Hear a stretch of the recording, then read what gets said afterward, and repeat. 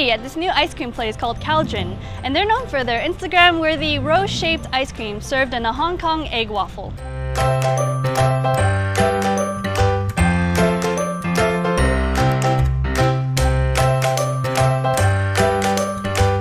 So this is our first location in Northern California, and we're mainly popularized in Southern California. So how we're different from other ice cream shops is that, first of all, we make our ice cream out of liquid nitrogen, we have a popular style of Hong Kong style egg waffles, and we make the ice cream in the shape of a flower.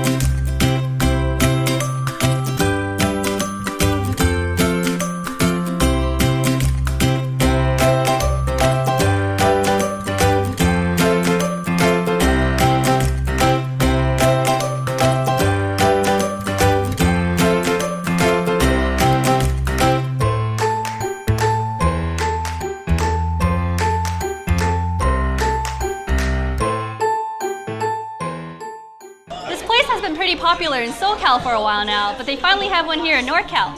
They're located in San Jose, right along VTA's bus line 66. So come give Cauldron a try as you visit, travel, and adventure with VTA.